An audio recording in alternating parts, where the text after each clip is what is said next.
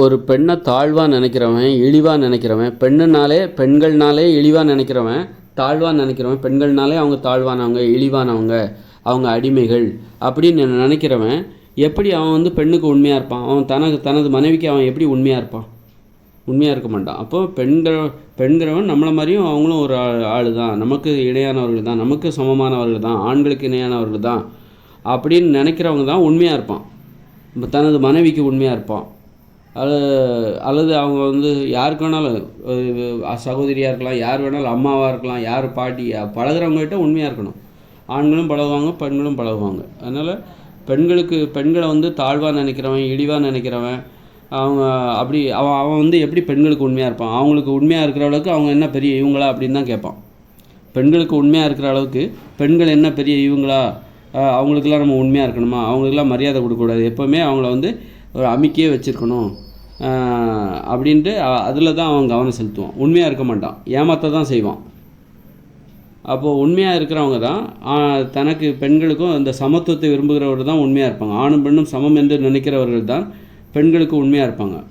உண்மையாக இருக்கணும். அந்த பயம் பெண்களை பற்றி ஒரு பயங்கிறது அப்போ தான் அவனுக்கு வரும். பெண்கள் மீது ஒரு மரியாதைங்கிறது பெண்களுக்கு உண்மையாக இருக்கணும் அந்த நினப்பில் தான் வரும். சும்மா தவறான உடலுறவில் ஆர்வமாக இருக்கிறவங்க, விபச்சாரத்தில் ஆர்வமாக இருக்கிற ஆண்கள், தவறான உடலுறவு நிறைய பெண்களோட தொடர்பு வச்சுருக்கிறவங்க, இவங்கெல்லாம் பெண்களை கேவலமாக நினைக்கிறாங்கன்னு அர்த்தம். பெண்களுக்கு உண்மையாக இருக்கக்கூடாதுன்னு நினைக்கிறாங்க. பெண்களுக்கு உண்மையாக இருக்கிற அளவுக்கு அவங்க ஒன்றும் பெரிய உயர்வானவங்க கிடையாது, அவங்க இழிவானவங்க தான், அவங்க அடிமைகள் தான், அவங்க தாழ்வானவங்க தான். அதனால் அவங்களுக்கெல்லாம் நான் உண்மையாக இருக்க மாட்டேன். அதனால்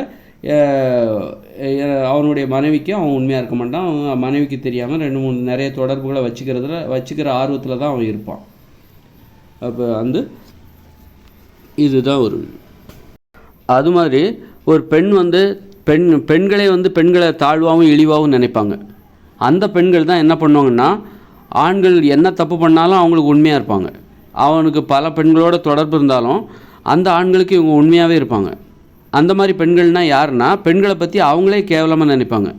பெண்கள்னால் இழிவானவங்க எப்படி ஆண் நினைக்கிறானோ, ஆண் பெண்கள்னால் இழிவானவங்க, அடிமைகள், அவங்க தாழ்வானவங்க அப்படின்னு நினச்சிக்கிட்டு பெண்களுக்கு நான் ஏன் உண்மையாக இருக்கணும் அப்படின்னு நினைக்கிறான்ல, அதே மனப்பான்மை பெண்களுக்கும் இருக்குது.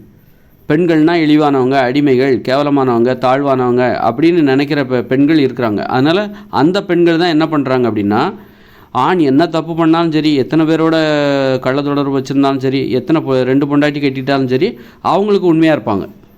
அந்த மாதிரி பெண்களுக்கு என்ன நினைப்புனா, பெண்கள் அவங்க அடிமைகள், அவங்க தாழ்வானவங்க, அவங்க ஆண்களுக்கு இணையானவங்க கிடையாது, அவங்க ஆண்களுக்கு உண்மையாக தான் இருக்கணும். ஆண் என்ன தப்பு பண்ணாலும் சரி, கல்லானாலும் கணவன், புல்லானாலும் புருஷன், 2-3 பொண்டாட்டி கட்டினாலும் அவனுக்கு உண்மையாக இருக்கணும். அவனுக்கு ஏகப்பட்ட கள்ள தொடர்பு, ஆம்பளைன்னா அப்படி தான் இருப்பான், அவனுக்கு நம்ம உண்மையாக இருக்கணும். 10 பொண்டாட்டி கட்டினா கூட அவனுக்கு உண்மையாக இருக்கணும். 10 பொண்டாட்டி கட்டுற வழக்கெல்லாம் பழங்குடியினர்கிட்ட இருக்குது. ஆப்பிரிக்க பழங்குடி மக்கள்கிட்ட 10 பொண்டாட்டி கட்டுறது, 100 பொண்டாட்டி கூட கட்டியிருக்காங்களாம். சாதனை வேறு புரிஞ்சுருக்காங்க. அதான் பெருமை. எத்தனை பொண்டாட்டி கட்டுறியோ அத்தனை பொண்டாட்டி, அதுதான் அவனுக்கு பெருமை. ஒரு பொண்டாட்டி கட்டினா அது எல்லோரும் சிரிப்பாங்க. அவன் அந்த பழங்குடி மக்கள்கிட்ட நீ உனக்கு ஒரு பொண்டாட்டியா அப்படின்னு சொல்லிட்டு சிரிப்பாங்க. அதுமாதிரி 4 பொண்டாட்டி கட்டினா அது பெருமை, 5 பொண்டாட்டி கட்டினா உன்னோட நான் பெரிய ஆள் அப்படிங்கிற அந்த போக்கு அந்த பழங்குடி மக்கள்கிட்ட இருக்குது. அப்போ இதெல்லாம் என்னென்னா, பெண்களை தாழ்வாக நினைக்கிறது, இழிவாக நினைக்கிறது, கேவலமாக நினைக்கிறது, பெண்களுக்கு உண்மையாக இருக்கக்கூடாது அப்படிங்கிறதே. அப்போ அந்த மாதிரி போக்கு, அந்த மாதிரி பெண்கள்கிட்டையும் அங்கே உள்ள பெண்கள்கிட்டையும் பெண்கள் தாழ்வானவங்க, ஆண்கள் தான் உயர்வானவங்க, ஆண்கள் எப்படி வேணாலும் இருப்பான், அவனுக்கு நம்ம உண்மையாக இருக்கணும், ஆண்களை ஒரு கடவுளாக பார்ப்பான். பெண்கள் அவனோட அண்டி பழைக்கிறவங்க, அதனால் அவனுக்கு உண்மையாக இருக்கணும், தவிர ஆணை எப்படி வேணாலும் இருப்பான், அவனை நம்ம கேள்வி கேட்கக்கூடாது அப்படின்னு நினைக்கிற மனப்பான்மை இப்படித்தான் போகிறது. இப்போது ஆண் சர்வாதிகாரங்கிறது என்னென்னா, பெண்களை தாழ்வாகவும் இழிவாகவும் நினைப்பாங்க. ஆனால் ஆண்களை உயர்வாக நினைப்பாங்க. ஆண்களுக்கு உண்மையாக இருக்கணும், ஆண் எப்படி வேணாலும் இருக்கலாம், பெண் ஆணுக்கு உண்மையாக இருக்கணும் அப்படின்னு நினைக்கிற ஆண்களும் இருக்காங்க, பெண்களும் இருக்காங்க. இப்போ ஆண் எப்படி வேணாலும் இருப்பான், அவனுக்கு உண்மையாக இருக்கணும். ஆண் என்ன நினைக்கிறான், நான் எப்படி வேணாலும் இருப்பேன், ஆனால் நீ எனக்கு உண்மையாக இருக்கணும் அப்படின்னு நினைக்கிறான். அது மாதிரி பெண்களும் என்ன நினைக்கிறாங்கன்னா, ஆண்கள் எப்படி வேணாலும் இருப்பாங்க, அவங்களுக்கு நம்ம உண்மையாக இருக்கணும் அப்படின்னு நினைக்கிற அந்த பெண்களை நம்ம பெண் அடிமைகள் அப்படின்னு நம்ம குறிப்பிடணும். அது ஆணாகிய நான் எப்படி வேணாலும் இருப்பேன், எனக்கு நீ உண்மையாக இருக்கணும் அப்படின்னு நினைக்கிறவனா நம்ம ஆண் சர்வாதிகாரி அப்படின்னு நம்ம நினைக்கணும்.